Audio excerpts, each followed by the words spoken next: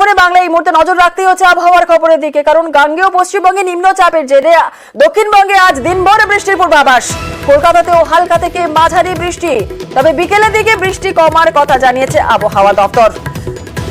আর কি বলছে আবহাওয়া অফিস জেনে নেব। আমাদের সঙ্গে রয়েছেন আমাদের প্রতিনিধি বিশ্বজিৎ সাহা। সরাসরি চলে যাব বিশ্বজিতের কাছে। বিশ্বজিৎ, নিম্নচাপের জেরে দক্ষিণবঙ্গে দিনভর বৃষ্টির পূর্বাভাস যেমনটা হাওয়া অফিস দিচ্ছে, এর পাশাপাশি ঠিক কোথায় কোথায় বেশি বৃষ্টি হবে, কোন জেলায় বেশি বৃষ্টির সম্ভাবনা রয়েছে এবং কলকাতাতেই বা কেমন আবহাওয়া থাকবে, কতটা বৃষ্টি হওয়ার সম্ভাবনা রয়েছে, কি বলছে আবহাওয়া অফিস, বিস্তারিত জানাও।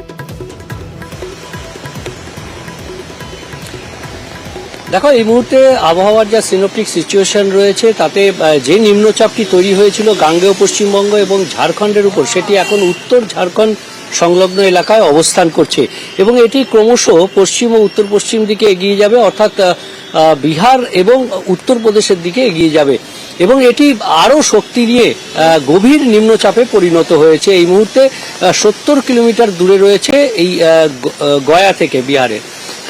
এই গভীর নিম্নচাপ ছাড়াও আরও দুটি সিস্টেম রয়েছে। মৌসুমী অক্ষরেখা সক্রিয় রয়েছে এবং বাংলার ওপর দিয়ে বঙ্গোপসাগর পর্যন্ত বিস্তৃত রয়েছে এবং বাংলার ওপরে বাঁকুড়া এবং ক্যানিংয়ের ওপর দিয়ে বিস্তৃত রয়েছে এবং অন্য আরও একটি অক্ষরেখা যেটি পূর্ব পশ্চিম অক্ষরেখা রয়েছে, সেটিও রাজস্থান থেকে আসাম পর্যন্ত, যেটি একেবারে এই নিম্নচাপ এলাকার ওপর দিয়ে উত্তরবঙ্গ হয়ে বিস্তৃত রয়েছে। কাজেই এই ত্রিফলার জেরে বৃষ্টি এবং ভারী বৃষ্টি, যেটা গতকাল হয়েছিল সেই রকম ভারী বৃষ্টি না হলেও আজও বিক্ষিপ্তভাবে হালকা মাঝারি বৃষ্টি হবে। দক্ষিণবঙ্গের সব জেলাতেই বৃষ্টির সম্ভাবনা, মেঘলা আকাশ এবং বৃষ্টি।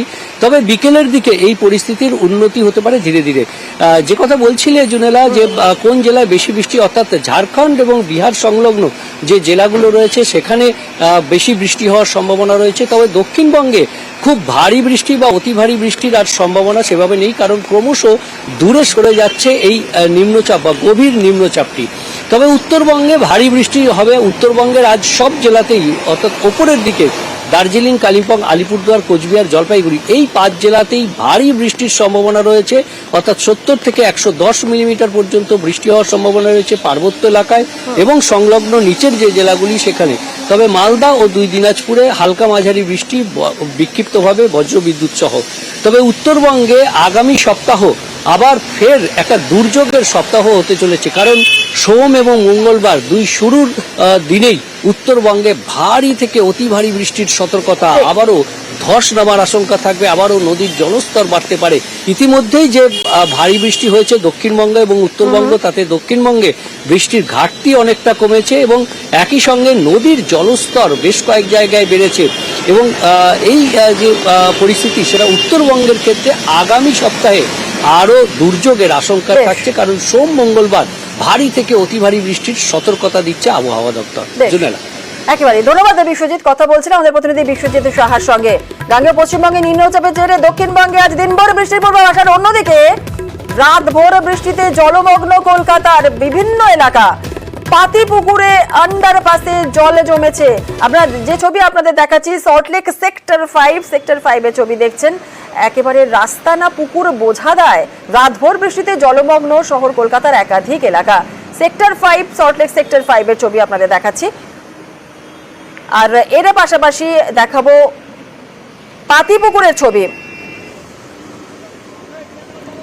পাতিপুকুরের যে ছবি দেখছেন আন্ডারপাস, সেখানেও কিন্তু জল থই থই অবস্থা, একাধিক জায়গা জলমগ্ন হয়ে রয়েছে।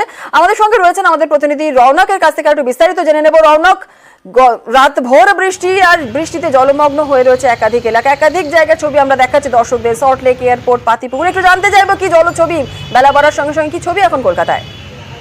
একেবারেই গতকাল রাত থেকে যে মুষলধারে বৃষ্টি হয়েছে তার জেরে কিন্তু Patipukur, lake town, VIP road একাধিক জায়গায় কিন্তু জলমগ্ন হয়ে যাচ্ছে। কিন্তু যেটা দেখা যাচ্ছে যে শহর কলকাতায়, বিশেষ করে দক্ষিণ কলকাতায় কিন্তু সে অর্থে জলমগ্নর ছবি দেখা যাচ্ছে না। এছাড়াও যেটা উঠে আসছে যে এখন কিন্তু ভাটার সময় চলছে, ক্ষেত্রে গঙ্গার যে লক গেটগুলি সেগুলি খুলে দেওয়া হয়েছে এবং কিছুক্ষণ পরে যদি এরকম ভাবে বৃষ্টিপাত হয় তাহলে কিন্তু শহর কলকাতার জলমগ্ন হওয়ার একটা সম্ভাবনা থাকছে। ইতিমধ্যে দক্ষিণ কলকাতায় সে অর্থে জলের ছবি আধা কাছে গেলেও উত্তর কলকাতার বেশ কিছু অংশ কিন্তু এখনো পর্যন্ত জলমগ্ন রয়েছে। প্রত্যেকটি গঙ্গার ধারে যে লক গেট, সেই লক গেট খুলে দেওয়া হয়েছে এবং যে জায়গাগুলোতে এখানে জল দাঁড়িয়ে থাকে সেখানে কিন্তু কলকাতা কর্পোরেশনের তরফ থেকে পাম্প বসে সেই জল কিন্তু নামিয়ে ফেলার চেষ্টা করেছে। এবং গতকাল থেকে গত 24 ঘন্টা ধরে যে হারে বৃষ্টি হচ্ছে, এই বৃষ্টিপাতের ফলে কিন্তু শহর কলকাতা জলমগ্ন হওয়ার একটা সম্ভাবনা দেখা দিচ্ছে এবং কিছুক্ষণের মধ্যেই যদি এই বৃষ্টি না কমে তাহলে কিন্তু যেটা জানা যাচ্ছে 11টার পর থেকে এই বৃষ্টির যদি হার হারেই হয় তাহলে উত্তর কলকাতা থেকে শুরু করে দক্ষিণ কলকাতার একাংশ কিন্তু জলমগ্ন হওয়ার একটা সম্ভাবনা রয়েছে। যদিও বা কলকাতা কর্পোরেশনের তরফ থেকে যে কটি জায়গায় জল জমে সেগুলি চিহ্নিত করে ইতিমধ্যে পাম্প বসানো হয়েছে সেই জায়গাগুলিতে, অর্থাৎ যাতে জলমগ্ন চিত্র কোনো মতেই না উঠে আসে ইতিমধ্যে কিন্তু সেই বিষয়ে তৎপর রয়েছে কলকাতা পুরসভা। ধন্যবাদ রওনাক।